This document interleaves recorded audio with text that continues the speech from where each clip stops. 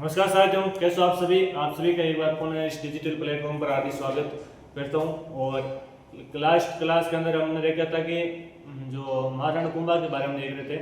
और महाराणा कुंभा की first class के अंदर हमने इंट्रोडक्शन देखा था, उसकी बोला उसकी पॉलिटिकल अचीवमेंट्स देखी थी। और आज के इस क्लास के अंदर हम देखेंगे कुंभा के जो कल्चरल अचीवमेंट्स देख लिए थे। आज इसका साहित्य के अंदर उसका क्या योगदान था और उसके कोड स्कॉलर कौन कौन थे, उसने कौन कौन सी बुक्स लिखी और उसकी कौन कौन सी उपाधियाँ थी, उसके बारे में देखेंगे। और आज की क्लास के अंदर में जो कुंभा के लेंगे कंप्लीट कर लेंगे। तो काल वाला साहित्य आप लोगों ने जो पढ़ लिया होगा, या मैं आपको थोड़ा सा 5 मिनट के अंदर रिवीजन करवा देता हूँ। तो कल की क्लास के अंदर हम कुंभा के कल्चर अचीवमेंट्स देखी थी। उसके अंदर हमने देखा कि कुंभा है जो आपके वीणा बजाता था, और कुंभा को इसलिए उसकी एक उपाधि दी गई वीणा वादन प्रवीण। इसके अलावा मैं बात करूं तो उसके बाद हमने देखा कि कुंभा बहुत सारे फोर्ट्स का निर्माण करवाता है चित्तौड़गढ़ के अंदर। और एक मैंने कवि का नाम बताया था आपको, कवि का था श्यामल दास जी, और उनकी पुस्तक थी वीर विनोद। और उस पुस्तक के अनुसार कुंभा मेवाड़ के 84 में से 32 फोर्ट का निर्माण अकेला कौन करवाता है? कुंभा करवाता है। उसके अंदर प्रमुख हमने दुर्ग भी देखे थे 2-3, जैसे कुंभलगढ़ देखा, अचलगढ़ देखा, मचान देखा, भोमर देखा, बसंतगढ़ देखा। तो ये कुछ प्रमुख इसके क्या थे? दुर्ग थे। मैं कुंभलगढ़ की बात करूँ तो कुंभलगढ़ का जो वास्तुकार था वो वास्तुकार अमर मंडन था। कुंभलगढ़ को है जो मेवाड़ और मारवाड़ का सीमा प्रहरी किला भी बोलते हैं। इसके सबसे जो ऊंचा स्थान होता है उसको कटारगढ़ बोलते हैं, जो कि कुंभा का निजी वास हुआ करता था।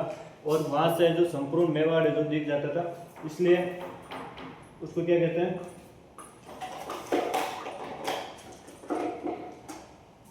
संपूर्ण मेवाड़ वहां से दिख जाता है, इसलिए उसको क्या कहते हैं? आपके मेवाड़ की क्या कहते हैं? आंख कहते हैं। आगे चलते तो उसके अलावा हमने ये भी देखा था कि इसका जो वास्तुकार मंडन था। और इसके अलावा हमने बसंतगढ़ के बारे में देखा, अचलगढ़ के बारे में देखा। कुंभा इसका पुनः निर्माण करवाता है। यहाँ पर 2 मूर्तियां लगी हुई है, जो कि किसकी मूर्तियां? कुंभा और उसके बेटे उदय की मूर्तियां, जिसको सावन भादो की मूर्तियां भी बोलते हैं। तो वो मूर्तियां वहां पर लग रखी है। इसके अलावा बसंतगढ़ मचान देखा था, मचान भेड़ जाति के नियंत्रण हेतु बनाया था। और एक हमारे भोमट था जो कि भील जनजाति के नियंत्रण हेतु बनाया गया था। ये प्रमुख इसके दुर्ग थे। इसके अलावा हमने इसके प्रमुख टेम्पल्स भी देखे, इसने कौन कौन से मंदिरों का निर्माण करवाया। तो हमने देखा कि इसने एक कंथुनाथ जैन मंदिर का निर्माण करवाया था, जिसको कुंभ स्वामी मंदिर भी बोलते हैं। और इस मंदिर का निर्माण वो 3 जगह कराता है। कहाँ? चित्तौड़गढ़ करवाता, बसंतगढ़ कराता, और कुंभलगढ़ आपके चित्तौड़गढ़ और आपके अचलगढ़ के अंदर उसका क्या करवाता है? निर्माण करवाता है। इसके अलावा हमने श्रृंगार चौड़ी मंदिर के बारे में देखा था। उसका मैं बात करूँ, कोषाध्यक्ष था जिसका नाम था वेलाक भंडारी, वो इसका क्या करवाता है? निर्माण करवाता। इसके अलावा मैं बात करूँ तो इसके अलावा ये देखे थे। इसके अलावा हमने देखा कि रणकपुर जैन मंदिर है पाली के अंदर, जो धरणक था उसका निर्माण करवाता है। उसके लिए भी क्या करता है? वो आपके जमीन क्या करता है? दान करता है। जमीन क्या करता है? दान करता है। तो ये लोगों ने हमने देखा था लास्ट क्लास के अंदर। और आज के क्लास के अंदर हम देखेंगे इसके कौन कौन से कोर्ट स्कॉलर है, इसके साहित्य के अंदर इसका क्या योगदान है, और इसने कौन कौन सी क्या लिखता है, उस सारी तमाम जानकारी आज क्लास के अंदर देखेंगे। तो आप सभी हैं जो एक इस क्लास को ज़्यादा से ज़्यादा आपके दोस्तों के साथ क्या करें? शेयर करना आप ना भूलें। तो चलिए शुरुआत करते हैं आज की क्लास को। और आज की क्लास के अंदर हम देखेंगे इसका साहित्य के अंदर क्या योगदान था, लिटरेचर या साहित्य के अंदर कुंभा का क्या योगदान था, इसके बारे में आज की क्लास के अंदर देखने वाले हैं। साहित्य या लिटरेचर के अंदर इसका योगदान। मैं बात करूं साहित्य के अंदर, तो कुंभा को कहते हैं कि संगीत के अंदर बहुत ज्यादा रुचि थी। किसमें रुचि रखता था? संगीत में क्या रखता था? रुचि रखता था। संगीत में बहुत ज्यादा रुचि रखता था। बहुत अच्छा क्या था? आपका संगीत था। क्या काम करता था आपका? संगीत था बहुत अच्छा। संगीत इसने बहुत सारी पुस्तकें भी लिखी हैं। इसके अलावा मैं बात करूं इसके म्यूजिक गुरु कौन थे? म्यूजिक गुरु की बात करें कि कुंभा का जो म्यूजिक गुरु कौन था, तो कुंभा का जो म्यूजिक गुरु थे उसका नाम था सारंग व्यास। क्या नाम था? सारंग व्यास इसके म्यूजिक गुरु थे। सारंग व्यास, ठीक है। इसके अलावा बात करते हैं कुंभा की बुक्स की। कुंभा ने कौन कौन सी जो बुक लिखी उनकी एक बार हमने जब बात करते हैं, तो कुंभा ने बहुत सारी बुक लिखी, उसमें से सारी बुक इंपॉर्टेंट है। पहले मैं बुक की बात करूं तो 1 नंबर बुक आती है इसकी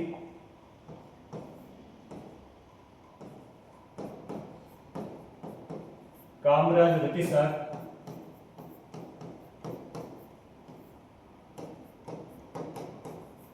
संगीत शुदा, एक पुस्तक है जिसका नाम है शुदा प्रबंध, एक पुस्तक है जिसका नाम है संगीत राज, एक इसकी कुंभा की पुस्तक है जिसका नाम है संगीत मीमांसा,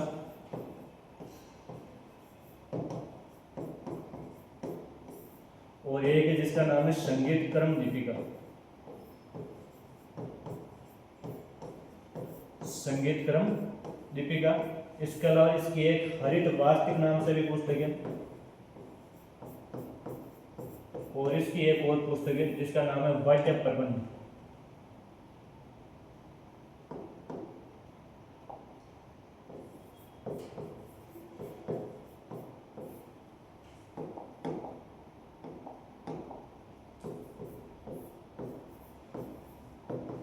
वाद्य प्रबंध इसकी है पुस्तक है।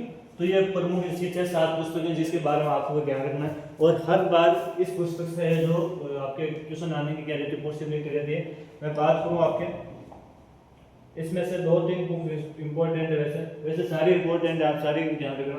कामराज रतिसार की बात करें तो इसके 7 भाग है। कितने भाग है आपके? 7 भाग इस पुस्तक है। और मैं आगे बात करूँ, एक पुस्तक है हमारी संगीत राज, इसके 5 भाग है। कितने भाग इस पुस्तक है? 5 भाग इस पुस्तक है। वो 5 भागों के आपको नाम याद रखना है। एक है भाग जिसका नाम है पाठ्य रत्न कोश,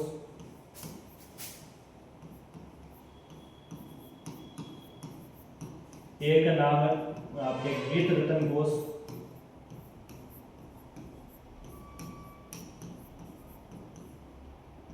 एक का नाम है आपका वाद्य रत्न कोश,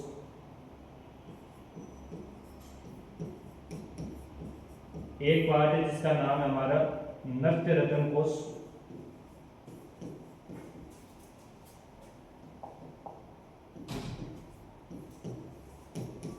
और एक पार्ट है जिसका नाम है हमारा रस रत्न कोश।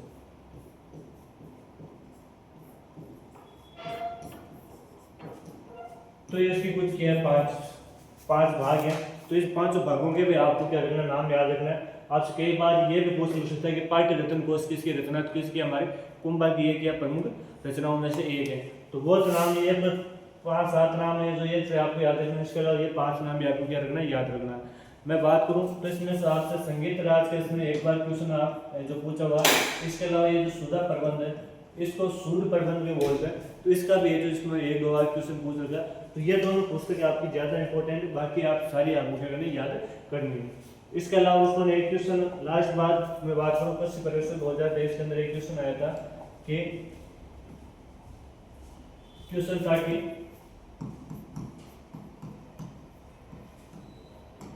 निम्न में से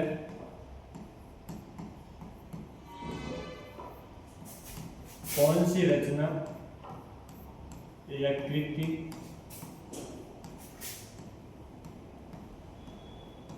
कुंभा द्वारा रचित नहीं है। और इसके अंदर ऑप्शन दे रखे थे आपके, पहला ऑप्शन दे रखे था उसमें संगीत राज, दूसरा ऑप्शन था उसके अंदर संगीत मीमांसा, एक ऑप्शन उसके अंदर था आपका संगीत सुधा,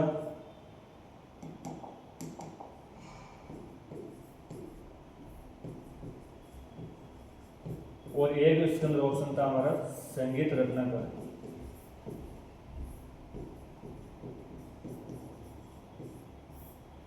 ये ऑप्शन है। तो ये क्वेश्चन पूछ रखा था, वापस भेजोगे इसके अंदर रिपीट हो सकता है। सुपरवाइजर 2023 के अंदर ये आपका क्वेश्चन था, तो ध्यान रखना। इस प्रकार से आपके पूछ सकते क्वेश्चन पूछ सकते हैं। अब आगे चर्चा करते हैं। तो ये इसकी प्रमुख पुस्तक हो गई।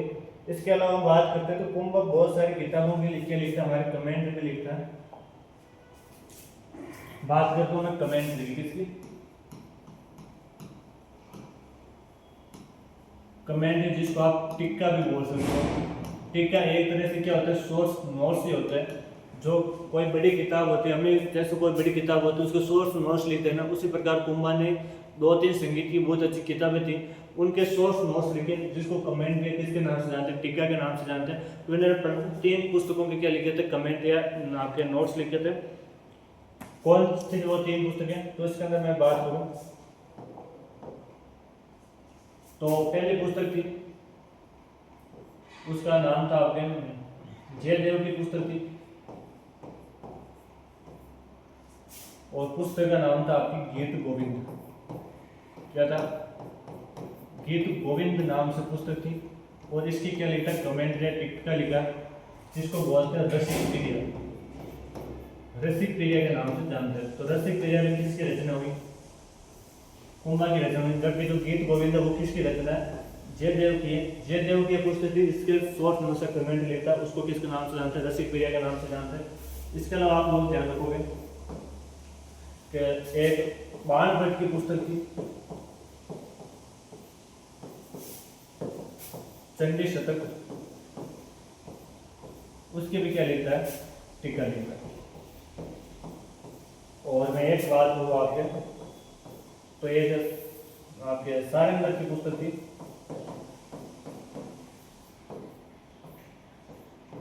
जिसका नाम था संगीत रत्नाकर,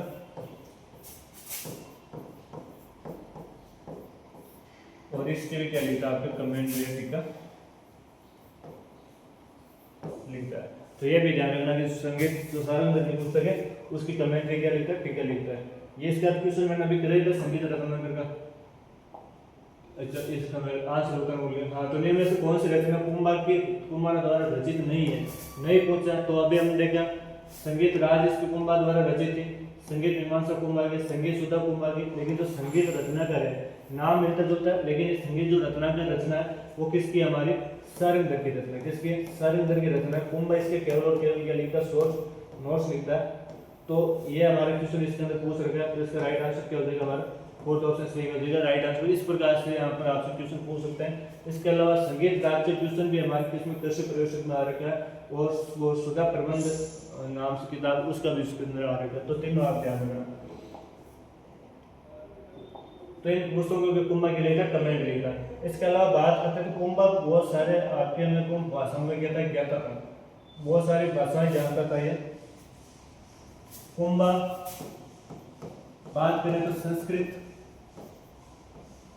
कन्नड़, मराठी और मेवाड़ी भाषा के क्या था, ज्ञाता था। ये भी याद रखना। कुंभा ने बहुत सारे क्या लिखे, नाटक लिखे। कौन कौन से नाटक लिखे उनके बारे में देखते हैं। तो बात करें कुंभा के नाटकों की, तो कुंभा ने एक नाटक लिखा अतुल्य चातुरी नाम से।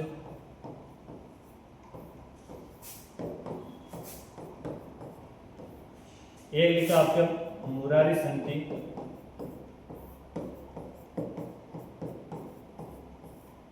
एक लिखा आपका रस नंदिनी, और एक लिखा आपका नंदिनी वर्ग। ये 4 क्या लिखे इसके अंदर, कुंभा नाटक भी लिखा था। इसके बारे में आप ध्यान रखना। अतुल्य चातुरी, मुरारी संति, रस नंदिनी और नंदिनी वर्ग, जिसका नाम से क्या लेता है, कुंभा नाटक भी लिखता है। आगे चलते हैं। ये मैंने आपको बता दी। अतुल्य चातुरी कौन कौन से लिखता है, अतुल्य चातुरी जो कि हमारा संस्कृत भाषा का, मुरारी संति कन्नड़ भाषा का, नंदिनी वर्ती जो कि मराठी भाषा का, और इसके अलावा बात करूँ रस नंदी जो कि आपके मेवाड़ी भाषा का। कौन सी भाषा का, मेवाड़ी भाषा का लिखा हुआ है। कुंभा द्वारा ही नाटक है। तो ये प्रमुख कुंभा के नाटक भी लिखे। इसके अलावा चलते हैं आगे। अब आते हैं पोएट स्कॉलर कि कुंभा के दरबारी कवि कौन कौन से थे, पोएट स्कॉलर कौन कौन थे, उनके बारे में हम एक बार चर्चा करते हैं।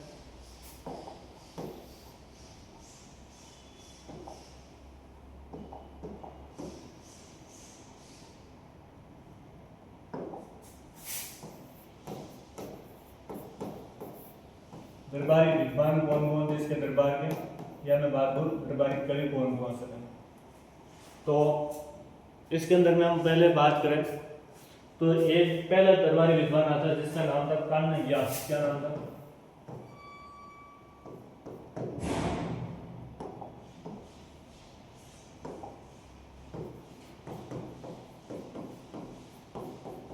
कान्हा व्यास है, कान्हा व्यास के नाम से इसका एक दरबारी विद्वान हुआ करता था। और ये जो दरबारी विद्वान, इन्होंने एक पुस्तक लिखी थी, उस पुस्तक का नाम इंपॉर्टेंट है। और क्या थी इसकी पुस्तक? तो इस पुस्तक का नाम था एकलिंग महात्म्य नाम से। क्या लिखता है पुस्तक? एकलिंग महात्म्य नाम से इसके अंदर क्या लिखता है पुस्तक? तो ध्यान रखना, एकलिंग महात्म्य नाम पुस्तक कौन लिखता है? तो कान्हा व्यास लिखता है। और किसका दरबारी विद्वान था? तो कुंभा का दरबारी विद्वान था। इसके अलावा आप लोगों को ध्यान रखना, इस पुस्तक का प्रथम पाठ है, मैं यहाँ पर ले देता हूँ कि इस पुस्तक का जो प्रथम भाग है, और जो प्रथम भाग है उसको राजवर्णन के नाम से जानते हैं। किसके नाम से जानते हैं? राजवर्णन के नाम से जानते हैं। वो कौन लिखता है? तो वो कुंभा स्वयं लिखता है। कौन लिखता है? कुंभा क्या लिखता है? स्वयं।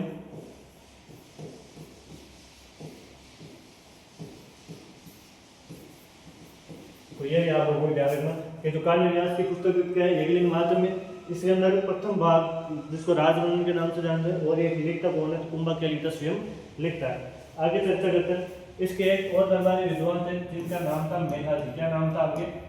मेहाजी नाम था। बात करते हैं मेहाजी की। तो कहते हैं कि मेहाजी एक बार घूमने गए थे, तीर्थ करने गए थे, काफी दिनों से दरबार के अंदर दिख नहीं गए थे। तो कुंभा है जो उनसे पूछता है कि इतने दिन कहाँ गए थे, तो वो बताते हैं कि मैं तीर्थ करने गया। तो कुंभा बाद में उनको जो एक बुक के अंदर वो जितने भी तीर्थ करके आए उनके सारे के बारे में उनको वर्णन करने बारे में जो वर्णन करता है। तो जो उस तीर्थों के ऊपर इसकी पुस्तक लिखी है, और कौन कौन से तीर्थ करके आया था, तो उसके अंदर ध्यान है। उस पुस्तक का नाम ही हो गया हमारे तीर्थमाला। क्या है? तीर्थमाला नाम की क्या लिखा पुस्तक। और उसके अंदर 120 तीर्थों का, कितनों का? 120 तीर्थों का क्या वर्णन है? कितनों का? 120 तीर्थों का वर्णन। ये भी आप लोगों को ध्यान रखना। अच्छा, इसका एक और दरबारी विद्वान कौन था? इनका एक और दरबारी विद्वान था हमारा मंडन। कौन था? हमारा मंडन था। और मंडन की बात करें तो मंडन हमारे जो कुंभलगढ़ फोर्ट था, कौन सा किला? कुंभलगढ़ किले का क्या था? वास्तुकार था। ये चीज तो हम पहले भी पढ़ चुके हैं। हमने अभी तक कुंभा के अंदर 3 वास्तुकार पढ़े थे। एक पढ़ा था विजय स्तंभ का वास्तुकार, एक पढ़ा कुंभलगढ़ दुर्ग का वास्तुकार, एक पढ़ा था रणकपुर जैन मंदिर का वास्तुकार। तो जो कुंभलगढ़ किले का वास्तुकार था वो तो था मंडन, विजय स्तंभ का था जयता कोमानप्पा, और मैं बात करूँ हमारे जो रणकपुर जैन मंदिर है उनका था नेपाल। तो ये आप लोग थोड़ा ध्यान रखना। अब आगे चलते हैं, इसने कौन कौन सी बुक्स लिखी, कौन कौन सी इसने पुस्तकें लिखी, उनके बारे में चर्चा करते हैं। तो मैं इसकी एक पुस्तक है जिसका नाम है देव मूर्ति प्रकरण। क्या नाम है? देव मूर्ति प्रकरण नाम से इसकी एक पुस्तक है। इसकी एक पुस्तक है जिसका नाम है प्रसाद मंडन।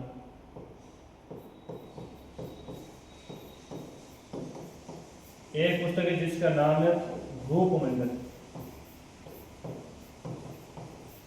एक पुस्तक है जिसका नाम है कोदन मंडन।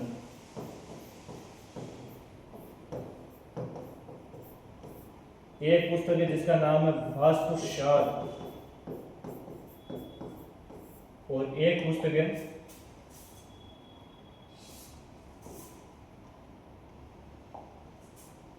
जिसका नाम है आपका राजवल्लभ।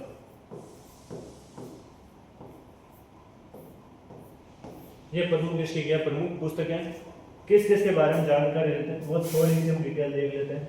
तो मैं बात करूं आपके देव मूर्ति प्रकरण। जो देव मूर्ति प्रकरण है नाम से स्पष्ट हो रहा है, देव है देवता, मूर्तियां मूर्तियों के बारे में, अर्थात देवताओं की मूर्तियों के बारे में हमें क्या देती है? जानकारी देती है। तो ये भी ध्यान रखना, किसके बारे में जानकारी देती है? देवताओं की मूर्ति के बारे में। मतलब किसके बारे में? देवताओं की मूर्तियों के बारे में क्या देती है? जानकारी देती है।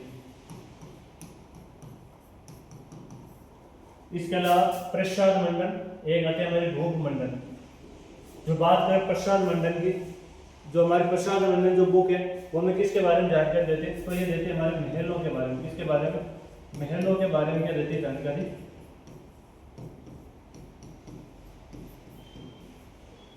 एक है हमारा रूप मंडल। तो रूप किसको दिया जाता है? मूर्ति को दिया जाता है। तो मूर्ति कला के बारे में, मूर्तियों के बारे में क्या देते हैं? हमें जानकारी देती है।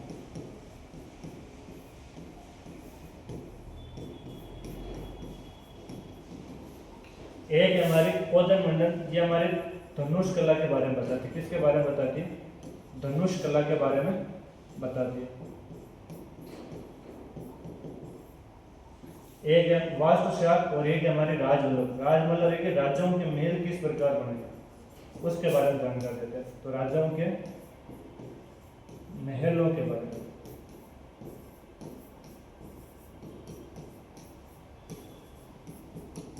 तो ये बरमूल की अच्छे पुस्तक है, इनके नाम याद रखना। देवमूर्ति प्रकरण, प्रसाद मंडन, रूप मंडन, कोदन मंडन, राजवल्लभ और कौन सी है? वास्तुशास्त्र। आगे चलते हैं। अगला इसका एक भाई था जिसका नाम था नाथा, और ये जो नाथा वो एक पुस्तक लिखा है जिसका नाम है वास्तु मंजरी। पुस्तक का क्या नाम हमारा? वास्तु मंजरी नाम से क्या लिखता है पुस्तक लिखता है। तो ये भी ध्यान रखना भाई, वास्तु मंजरी किसके? नाथा के। और वास्तु शार किसके? तो वास्तु शार किसके? मंडन के। ये आप लोग ध्यान रखना, थोड़ा ध्यान रखना। आगे चलते हैं।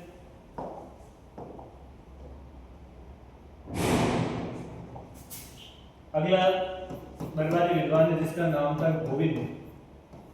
क्या नाम था? गोविंद नाम था। और ये जो गोविंद है इसने 4 पुस्तकें लिखी। कितनी पुस्तकें लिखी? 4 पुस्तकें लिखी। कौन कौन सी? एक पुस्तक है जिसका नाम है कला निधि। पुस्तक का क्या नाम है? कला निधि नाम है। एक पुस्तक है जिसका नाम है द्वार दीपिका। एक का नाम है उद्धार धोरिणी।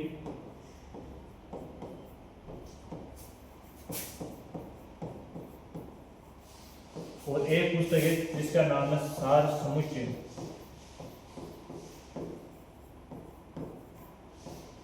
ये 4 कैरेक्टर इसके अंदर पुस्तक है। तो ध्यान रखना, भूगोल की कौन कौन सी पुस्तक है? कला निधि, उद्धार धोरिणी, सार समुच्चय और आपके द्वार दीपिका। ये 4 इसकी पुस्तकें दी। अब मैं बात करूं तो अगला दरबारी विद्वान आता है इसका, और उनका नाम है आपके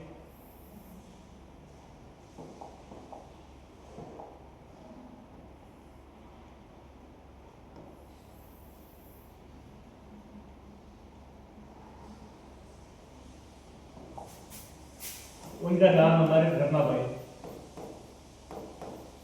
रमाबाई कौन थी? तो रमाबाई कुंभा की क्या थी? पुत्री थी। कुंभा की क्या थी? पुत्री थी। बात करें रमाबाई की, तो रमाबाई कुंभा की तरह संगीत के अंदर बहुत ज्यादा रुचि रखती थी। किसके अंदर ज्यादा रुचि रखती थी? संगीत में क्या रखती थी? रुचि रखती थी। संगीत में रुचि रखती थी। इसको एक उपाधि दे रखी थी कुंभा ने, और वो उपाधि क्या थी? वो थी भाग्यश्वरी। क्या थी? भाग्यश्वरी नाम से इसको क्या दे रखी थी? एक उपाधि दे रखी थी।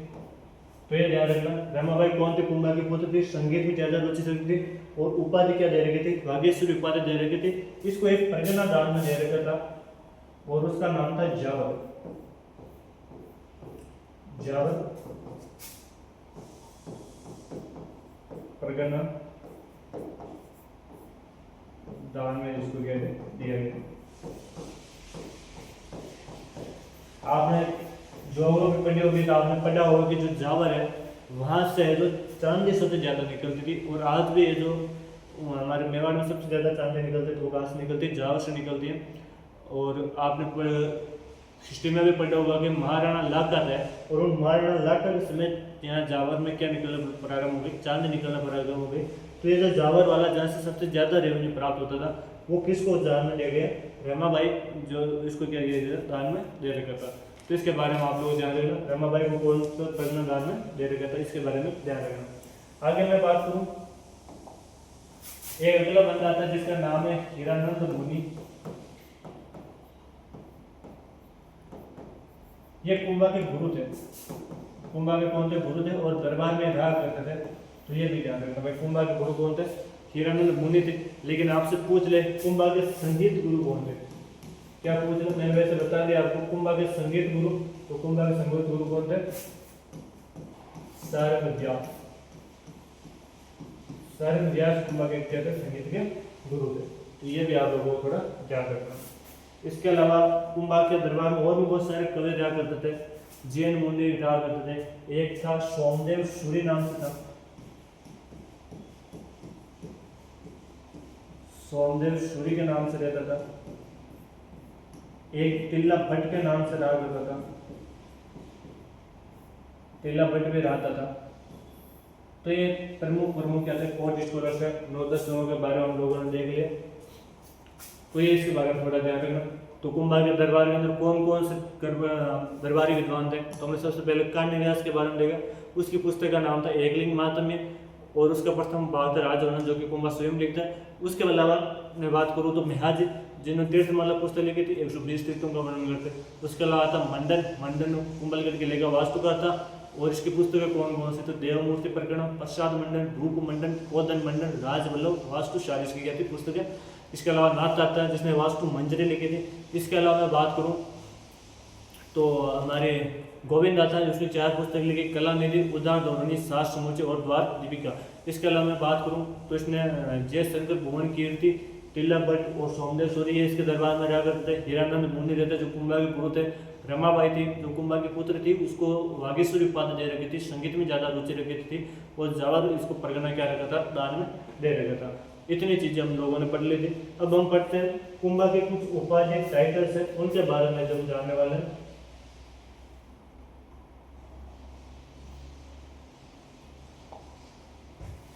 कुंभा के कुछ उपाधि या टाइटल्स है, उनके बारे में हम देखते हैं।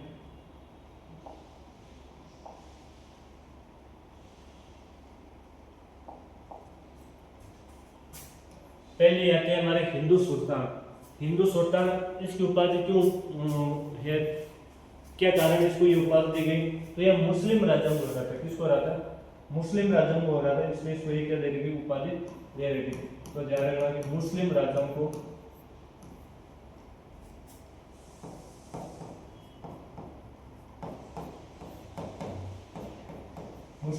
को हराने के कारण इसको ये क्या दे रही थी उपाधि मुस्लिम राजा। आप देख लो मोहम्मद खिलजी, कुतुबुद्दीन शाह था। इसके अलावा अभिनव भट्टाचार्य, ये इसकी एक और उपाधि, इसी का नाम है नव्य भारत, और ये उपाधि इसको दे रही थी किसके कारण, संगीत ज्ञान के कारण। किसके कारण, संगीत ज्ञान के कारण ये इसको क्या दे रही थी उपाधि दे रही थी। आगे चर्चा करते हैं। अगली उपाधि इसकी राणा रासो, जो कि इसको साहित्य के कारण उपाधि दे, लिटरेचर के कारण इसको क्या दे रही थी उपाधि दे रही थी। इसके अलावा था हाल गुरु और चाप गुरु। हाल गुरु जो उपाधि वो दे रही थी पहाड़ी इलाकों में आक्रमण के कारण। किसके कारण, पहाड़ी इलाकों में आक्रमण करता था, उसके कारण इसको ये उपाधि दे रही थी। इसके अलावा आती है हमारी चाप गुरु, धनुष ज्ञान के कारण। परम भागवत, भगवान विष्णु का भक्त था, इसलिए इसको ये उपाधि दे रखी है। अगली उपाधि आती है आद्यवरा। आद्यवरा का सेम यही कारण है कि भगवान विष्णु का कारण भगवान वो था आपके भक्त, इसलिए इसको ये क्या दे रखी उपाधि दे रखी। आगे चलते हैं। वीणा वादन प्रवीण, ये किसके कारण दे रहे थे, ये वीणा बजाया जाता था, तो वीणा के कारण इसको कौन सी उपाधि दे रखी है, वीणा वादन प्रवीण। मैंने पहले भी आप लोगों को बताया था। इसके अलावा धीमान, धीमान जो उपाधि इसको दे रखी है बुद्धिमत्ता कार्य पूर्ण करने की।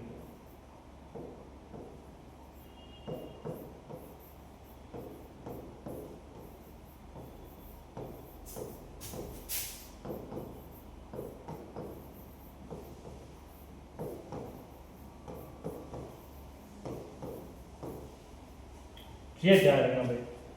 इसके प्रमुख 6-7-8 टाइटल है, इसके बारे में ध्यान रखना। एक इसका हिंदू सुल्तान, मुस्लिम राजाओं को हराने के कारण। अभिनव भट्टाचार्य, नव्य भारत, संगीत के कारण इसको एक उपाधि दे रही है। राणा रासो, साहित्य के कारण। हाल गुरु, चाप गुरु, हाल गुरु पहाड़ी इलाकों के कारण, चाप गुरु हमारे धनुष के ज्ञाता होने के कारण।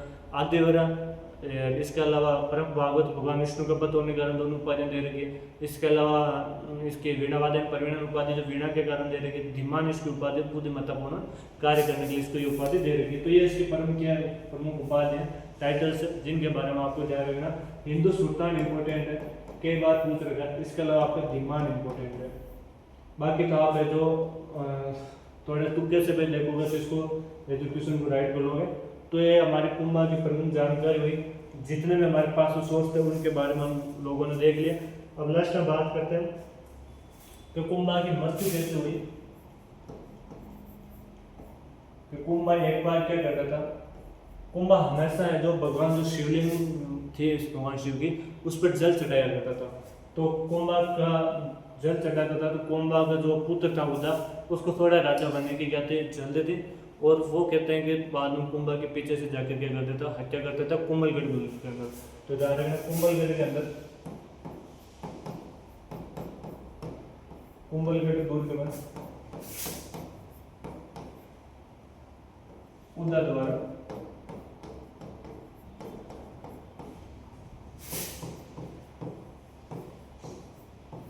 कुंभा की क्या की कर दी, हत्या कर दी। पितर हंता पे बोलते, उदा को किसके नाम से जानते, पितर हंता के नाम से जानते। पिता के जो हत्या करने वाला होता है उसको किस नाम से जानते, पितर हंता के नाम से जानते हैं। तो ये कुंभा की भाई प्रमुख जानकारी थी। हमने पिछले 3 क्लास हो गए लगातार हम कुंभा ही पढ़ रहे हैं, और मेरे ख्याल से आप सबको क्लियर हो गया होगा।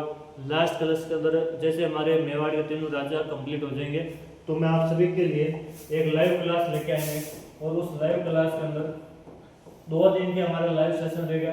थोड़ी बार हमारी क्लास चलती रहेगी, इसके अलावा हम लाइव क्लास लेंगे शाम के समय। मैं आपको टाइम बता दूंगा, लगभग 7 बजे शाम को हम इसका टाइम पीरियड रखेंगे, 7 या 7:30 जब आप फ्री हो जाएंगे उस टाइम। और इसके अंदर हमने जैसे मेवाड़ का इतिहास पढ़ा, तो मेवाड़ के इतिहास के अंदर जो तीनों राजा हैं जैसे कुंभ हो गए, संग हो गया, महाराणा प्रताप हो गया, इन तीनों से कौन कौन से एमसीक्यू इंपॉर्टेंट कौन कौन से क्वेश्चन होंगे एक क्लास के अंदर वो देखेंगे, और एक क्लास के अंदर इनके कौन कौन से पीवाईक्यूज है यानी प्रीवियस क्वेश्चन पेपर कौन कौन से उसके अंदर आ रखे तो वो देखेंगे। वो सारे प्रीवियस क्वेश्चन देंगे, वो चाहे राजस्थान की कौन सी वैकेंसी हो। तो आपको कम से कम पता चले कि जो आरबीएससी है या जो हमारी स्टाफ सिलेक्शन बोर्ड है वो किस प्रकार से जो क्वेश्चन पूछता है, उसका पैटर्न क्या रहता है। तो सारी चीज़ें हमने जो इस लाइव सेशन के अंदर चर्चा करेंगे, लेकिन उससे पहले हम मेवाड़ का जो इतिहास है उसको पूरा कंप्लीट करेंगे, तीनों राज्यों को कंप्लीट करेंगे, उसके बाद वो लाइव क्लास रखेंगे। तो मिलते हैं नेक्स्ट क्लास के अंदर महाराणा सांगा के साथ में, और आप हमारे साथ बने रहिए। थैंक यू, मिलते हैं नेक्स्ट क्लास में।